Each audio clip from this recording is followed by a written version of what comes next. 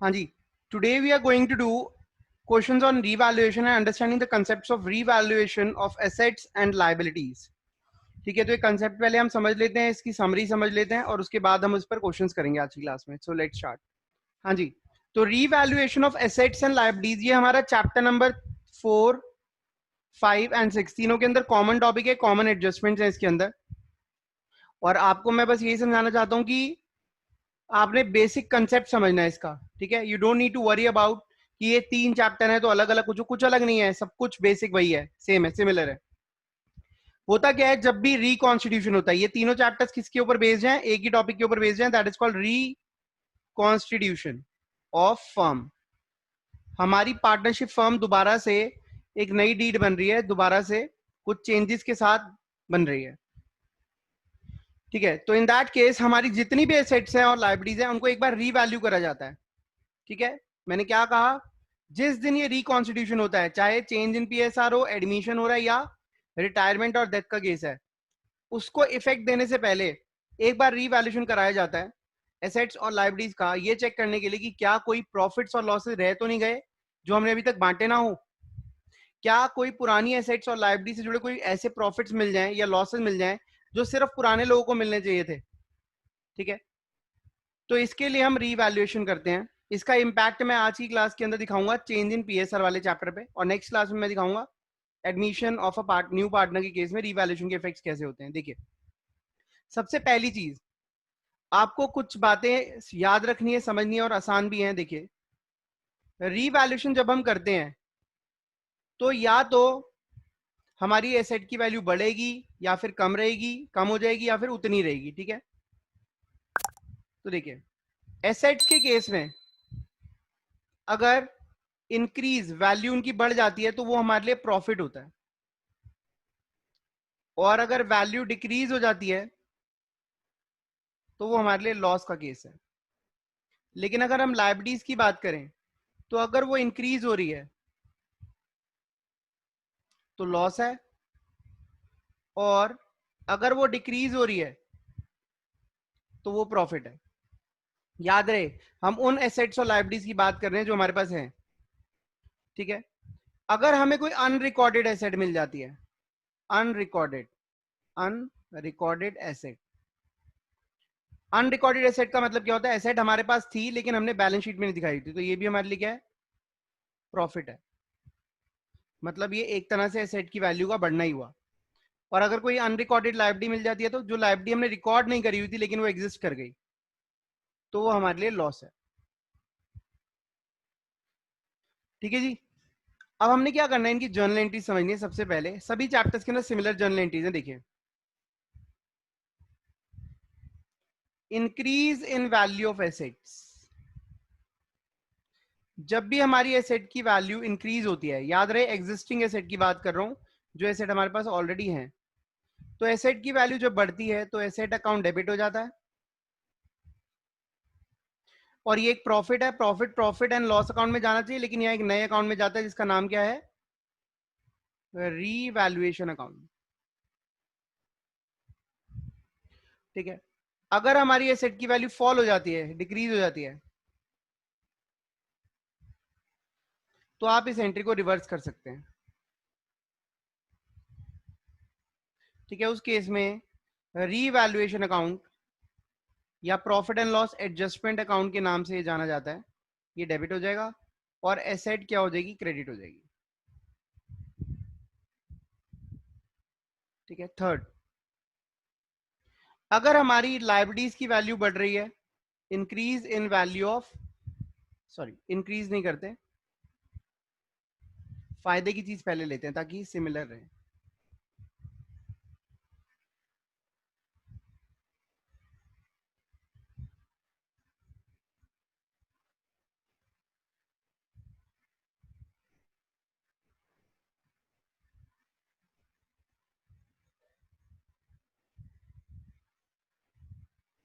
तो फिर इंक्रीज लिख दिया मैंने.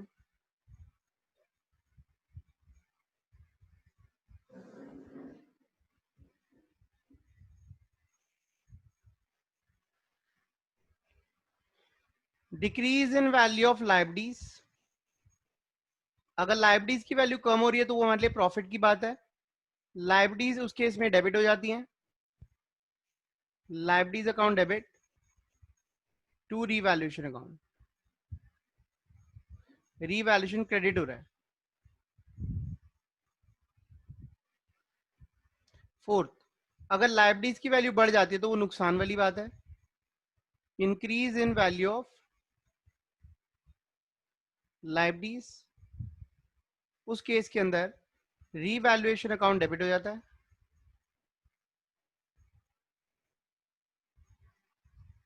टू लायबिलिटीज, लायबिलिटीज क्रेडिट हो जाती है क्योंकि लायबिलिटीज इंक्रीज होती है तो वो क्रेडिट होती है। ठीक है, इसके बाद एक और चीज याद रहे, फिफ्थ एंट्री, एक्सपेंसेस होते हैं कई बार रीवैल्यूएशन करने पर कोई खर्चा हो जाए,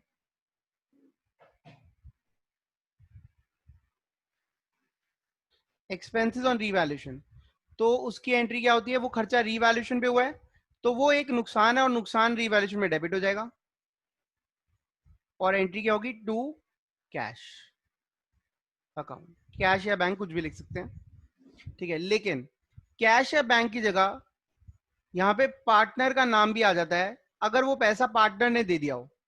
होता है ना, अगर वो खर्चा जो है पार्टनर ने अपनी जेब से कर दिया है, यहां मैं रिमार्क दे देता हूं, इफ पेड बाय पार्टनर, अगर वो खर्चा पार्टनर दे रहा है तो उस केस में आप पार्टनर्स की कैपिटल या फिर उसके करंट अकाउंट में वो पैसा क्रेडिट करेंगे, क्योंकि वो पैसा आपने पार्टनर को देना है तो पार्टनर आपका क्रेडिटर बन चुका है। ठीक है, अब सिक्स एंट्री क्या होगी, रीवैल्यूएशन का प्रॉफिट या लॉस, जो आपने पूरी प्रोसेस करी उस पर प्रॉफिट हो रहा है या लॉस हो रहा है। एक मिनट रुकिए, अब देखिए रीवैल्यूएशन प्रॉफिट और लॉस, अब हम देखते हैं कि ये एंटायर प्रोसेस पर अगर हमारे पास प्रॉफिट आ रहा है, रीवैल्यूएशन प्रॉफिट आ रहा है, तो प्रॉफिट क्रेडिट साइड पे पड़ा होता है, उसको हम पार्टनर्स में बांट देते हैं और उसकी एंट्री होती है रीवैल्यूएशन अकाउंट डेबिट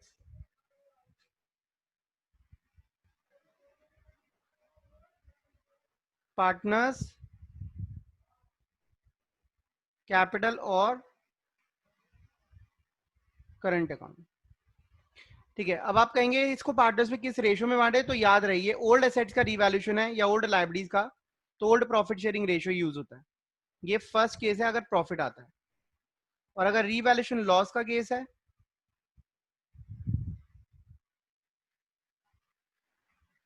ठीक है, अगर रीवैल्यूएशन लॉस का केस आता है तो एंट्री रिवर्स हो जाती है एग्जैक्टली, पार्टनर्स कैपिटल और करंट अकाउंट डेबिट हो जाते हैं और रीवैल्यूएशन अकाउंट क्रेडिट हो जाता है। ठीक है जी, तो ये एंट्रीज आपने सबसे पहले नोट करनी है, इसके बाद हम आगे चलते हैं। ये देखिए, हाँ जी, ये रहा हमारा रीवैल्यूएशन अकाउंट का फॉर्मेट। इन्हीं एंट्रीज को अगर आप लेजर में पोस्ट कर दो रीवैल्यूएशन के, तो ये रीवैल्यूएशन अकाउंट ऐसे बन जाता है। ठीक है, मैंने इसका दूसरा नाम क्या बताया था, profit and loss adjustment account, BC को बोलते हैं हम। ठीक है, तो यहाँ पे पर्टिकुलर्स अमाउंट, सिमिलरली पर्टिकुलर्स और अमाउंट। अब देखिए क्रेडिट साइड पे क्या क्या चीजें आती हैं जो हमारे बिजनेस को प्रॉफिट, जो हमारी एसेट्स की वैल्यू बढ़ रही है, इंक्रीज इन एसेट्स या फिर डिक्रीज इन लायबिलिटीज आ गया। ठीक है,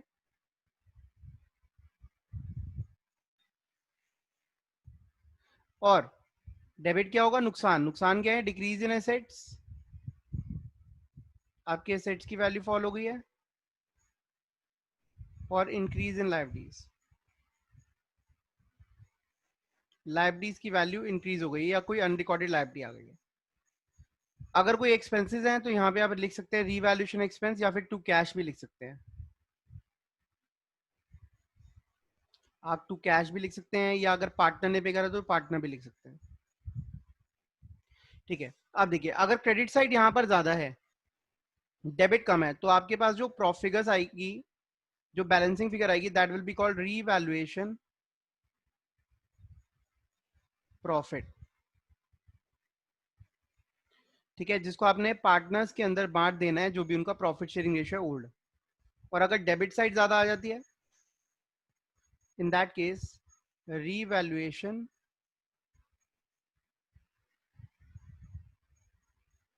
लॉस। ठीक है, दोनों साइड से हमारी इक्वल हो जाएंगी। ठीक है, ये हमारा रिवैल्यूएशन अकाउंट का फॉर्मेट था। यहां तक कोई डाउट है तो पूछो, फिर हम आगे चलते हैं। ठीक है, एक छोटा सा एग्जाम्पल है। ठीक है, वो सारी चीजें नहीं दे रहा, उसके अंदर बहुत बेसिक सी चीजें पूछ रहा हूँ। इस क्वेश्चन को आप लोग देखिए, फटाफट नोट करिए, फिर हम आगे चलते हैं। ठीक है, अब यहां पर मैं आपके साथ रीड कर रहा हूँ ये वाला क्वेश्चन, देखिए। ए बी सी पार्टनर्स हैं 2:1 में। इन्होंने डिसाइड किया अपना प्रॉफिट शेयरिंग रेशियो चेंज करेंगे 1:1:1 में। बुक वैल्यू 10 लाख से रिवाइज हो चुकी है 12 लाख। तो ये अच्छी बात है, बुरी बात है? ये अच्छी बात है। बिल्डिंग 8 लाख से 9 लाख हो गई, ये भी अच्छी बात है। डेटर्स 2 लाख से 1.5 लाख हो गए, ये बुरी बात है, कम हो गए। प्रीपेड एक्सपेंस भी एक एसेट होते हैं, वो जीरो हो चुकी हैं, तो ये भी हमारी नुकसान की बात है। क्रेडिटर्स जो है 2 लाख से 2.5 लाख हो गए, ये भी हमारे नुकसान की बात है। आउटस्टैंडिंग एक्सपेंस जीरो से, नुकसान की बात है ये। ठीक है, और आउटस्टैंडिंग एक्सपेंस हमारे 30,000 के आ गए हैं, जीरो थे पहले, ये भी नुकसान की बात है। अनरिकॉर्डेड क्लेम फॉर रिपेयर्स, आपने क्लेम रिकॉर्ड नहीं करा हुआ था, रिपेयर्स का बिल था, रिपेयर कराया होगा कुछ, ये भी नुकसान की बात है। अनरिकॉर्डेड मशीन थी 60,000 की, ये आपको मिली, ये फायदे की बात है। कह रहे पास journal entries and show revaluation account with new figures. देखिए, मैं ऐसा करता हूँ तो क्वेश्चन को थोड़ा उल्टा करता हूँ, पहले रिवैल्यूएशन अकाउंट अच्छा लगता है सबको, तो रिवैल्यूएशन अकाउंट हम पहले बना लेते हैं। तो देखिए, सबसे पहले लैंड की वैल्यू एप्रिशिएट हो रही है, that should be shown on the credit side. तो यहाँ देखा बाय लैंड कितने से बढ़ गया, 2 लाख से बढ़ गया, तो इस 2 लाख को हमने यहाँ पे लिख दिया। बिल्डिंग जो है वो 1 लाख से इंक्रीज होगी, तो यहाँ लिख दिया बाय बिल्डिंग, 1 लाख से बिल्डिंग बढ़ गई। ठीक है, डेटर्स हमारे 50,000 से घट गए हैं, तो यहाँ लिख देंगे टू डेटर्स। नुकसान कितना हुआ, 50,000 से कम हो गए हैं। प्रीपेड एक्सपेंस हमारे जीरो हो गए हैं 20,000 से, तो प्रीपेड एक्सपेंस हमारे 20,000 से कम हो गए, तो प्रीपेड एक्सपेंस 20,000। ठीक है, अब हमारा क्लेम फॉर रिपेयर्स, एक क्लेम फॉर रिपेयर्स है आउटस्टैंडिंग, तो यहाँ लिखेंगे आउटस्टैंडिंग क्लेम फॉर रिपेयर्स। कितना, 10,000 रुपए का क्लेम है, तो यहाँ आ गया। अनरिकॉर्डेड मशीन है, अनरिकॉर्डेड मशीन एक फायदा है हमारा, यहाँ देखा by machine, that should be unrecorded, आप नहीं लिखने की जरूरत, यहाँ ब्रैकेट में लिख सकते हैं अनरिकॉर्डेड, यहाँ अनरिकॉर्डेड मशीन लिख दिया। अब आपने क्या करना है, दोनों साइड का टोटल करना है, 2 लाख 1 लाख 3 लाख, ये आ रहा है 3,60,000, और डेबिट आ रहा है 50 20, और ये आ गया 80,000। तो हमें अगर दिख रहा है क्रेडिट साइड ज्यादा है, तो हमारे पास कौन सा प्रॉफिट आ गया, रीवैल्यूएशन प्रॉफिट आ गया, रीवैल्यूएशन प्रॉफिट। ठीक है, रीवैल्यूएशन प्रॉफिट कितने का आ रहा है, दैट विल बी ऑफ 2,80,000। इसको हम किस में बांट देंगे, इसको हम बांट देंगे ए और बी में और सी में, जिनका रेशियो पहले वाला क्या था, 2:2:1 ओल्ड रेशियो में। तो ओल्ड रेशियो में बांटेंगे तो कितना आ जाएगा, 56,000, 1,12,000, 1,12,000। ठीक है, वेटर पे ये हमने 2,80,000 रुपए का प्रॉफिट बांट दिया, दिस वॉज रीवैल्यूएशन अकाउंट। ठीक है, ये हमारा रीवैल्यूएशन अकाउंट है, अगर कोई डाउट है तो मैं आस्क। हाँ हाँ, यहाँ पे हमने लाइबिलिटीज की एंट्री छोड़ दी, ठीक है, तो ये हमें रब करना पड़ेगा, लाइबिलिटीज वाली एंट्री छोड़ दी। ठीक है, तो ये हमारा रब कर देते हैं। हाँ जी, लाइव क्रेडिटर्स भी थे यहाँ पर, 2 लाख से 2.5 लाख के क्रेडिटर्स हो गए, क्रेडिटर्स बढ़ गए हैं, क्रेडिटर्स बढ़ गए हैं यहाँ पर, तो क्रेडिटर्स डेबिट हो जाएंगे यहाँ पर, 50,000 से क्रेडिटर्स बढ़ गए हैं। ठीक है, और आउटस्टैंडिंग एक्सपेंसेस भी बढ़ गए हैं 80,000 से, और 30,000 से, सॉरी 30,000। तो यहाँ पर ये 80 और ऐड हो गया, 160 हो गया, तो प्रॉफिट जो है वो 2 लाख का आ रहा है सिर्फ। हमारा जो प्रॉफिट आएगा वो यहाँ पे 2 लाख आएगा, रीवैल्यूएशन प्रॉफिट। ठीक है, ये हम ए बी और सी में बांट देंगे 2:1 में, दैट विल बी 80,000, 80,000 और 40,000। ठीक है, तो इस तरीके से हमने इसको सॉल्व करना है, इसको नोट कर लो फिर हम आगे चलते हैं। अब आप यहाँ देखिए बैलेंस शीट के अंदर ये फिगर्स कैसे चेंज होंगी। बैलेंस शीट, हाँ जी, तो यहाँ पे land account debit, building account debit और मशीन अकाउंट डेबिट हो जाएगा।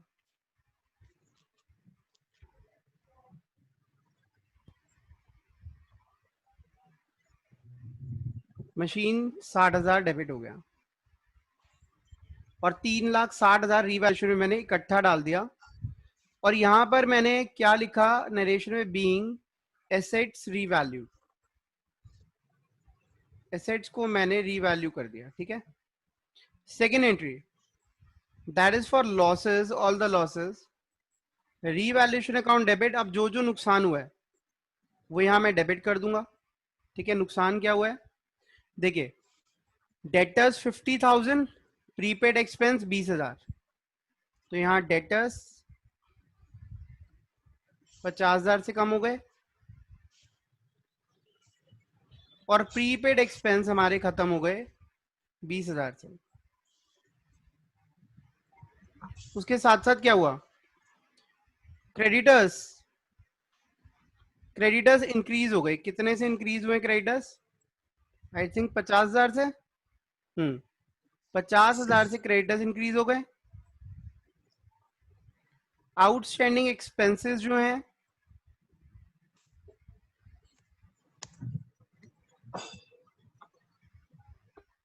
30,000 से इंक्रीज हो गए और आउटस्टैंडिंग रिपेयर्स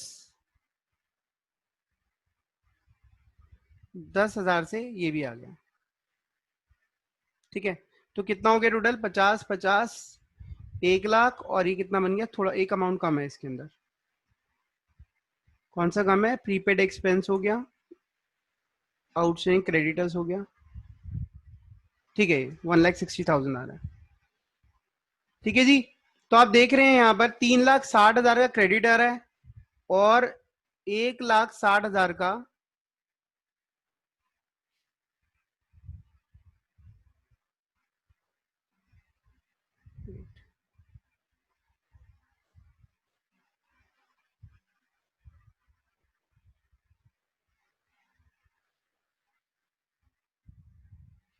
1,60,000 का डेबिट आ रहा है। अब यहां पर हमारी क्रेडिट साइड ज्यादा है तो we have earned a profit of 2 lakh that will be distributed among partners. ये पार्टनर्स के अंदर डिस्ट्रीब्यूट हो जाएगा ए, बी और सी में। किस रेशो में, 2:1 में। 80,000, 80,000 एंड 40,000। ठीक है, यहां जगह बीइंग रीवैल्यूएशन प्रॉफिट डिस्ट्रीब्यूटेड।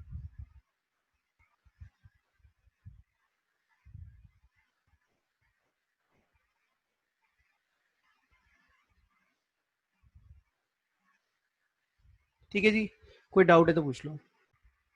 ये आपको क्लियर हो गया होगा कि हमने जर्नल एंट्री कैसे करी।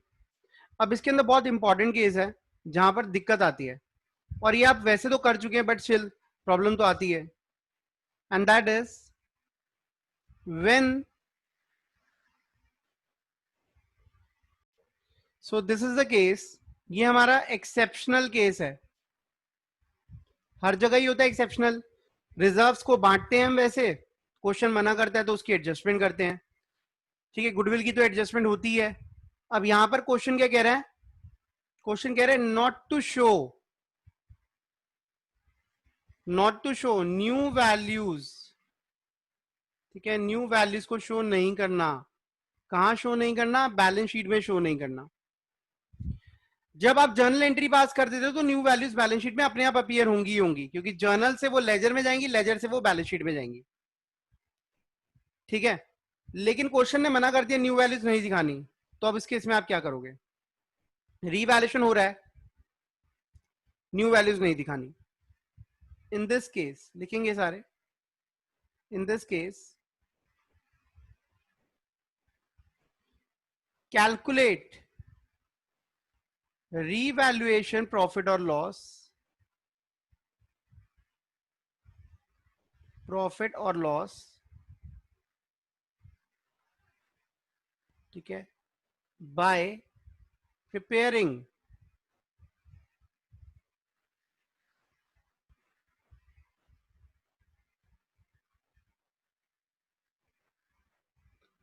memorandum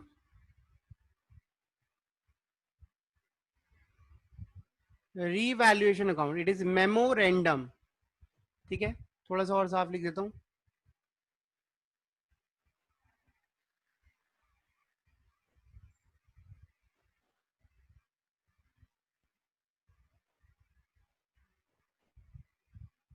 मेमोरेंडम रिवैल्यूएशन अकाउंट बनाना है आपने। ये मेमोरेंडम वर्ड जिसके साथ लग जाए वो हमारे बुक्स ऑफ अकाउंट से बाहर निकल जाता है। ये एक वर्किंग नोट होता है। क्या होता है? Working note. और ये होता कैसा है? बिल्कुल रिवैल्यूएशन अकाउंट। समझ लो आप रिवैल्यूएशन अकाउंट ही बना रहे हो, लेकिन अगर आप रिवैल्यूएशन अकाउंट बनाते हो तो न्यू वैल्यू दिखानी मैंडेटरी हो जाती है, तो वो दिखाने के लिए क्वेश्चन ने मना कर दिया। तो आप मेमोरेंडम रिवैल्यूएशन अकाउंट बनाओगे, उससे आपको पता चल जाएगा प्रॉफिट कितना है और लॉस कितना है। ठीक है, और उसके बाद तो आपको काफी सारी बातें पता ही हैं, और वो बातें क्या हैं? If there is profit, there is revaluation profit.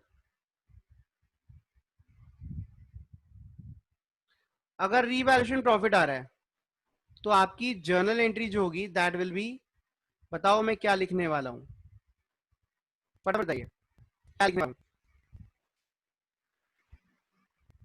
बता दो भाई। हाँ exactly, gaining profit adjust entry होती है, गेनिंग टू सैक्रिफाइसिंग। आप समझिए बात? प्रॉफिट डिस्ट्रीब्यूट ही नहीं हो सकते क्योंकि आप अपनी एसेट और लायबिलिटी की वैल्यू को अपडेट नहीं कर रहे बैलेंस शीट में, तो प्रॉफिट रिकॉग्नाइज नहीं कर रहे हो आप। जब एसेट्स और लायबिलिटी पुरानी वैल्यू पे रहेंगे तो आप प्रॉफिट और लॉस कैसे रिकॉग्नाइज कर पाओगे? कैसे आएगा प्रॉफिट, कैसे आएगा लॉस? तो उस केस में आपने प्रॉफिट और लॉस को रिकॉग्नाइज नहीं किया तो उसकी वैल्यू का तो इफेक्ट लेना पड़ेगा, क्योंकि प्रॉफिट लॉस तो है, तो आपने उसकी एडजस्टमेंट एंट्री कर दी गेनिंग टू सैक्रिफाइसिंग। ठीक है, and if there is loss, loss के केस में क्या होगा ये भी बता दो। देयर इज लॉस, एंट्री क्या हो जाएगी? Journal entry will be sacrificing to gaining, ये जर्नल एंट्री होगी। ठीक है, old values will be shown in the books।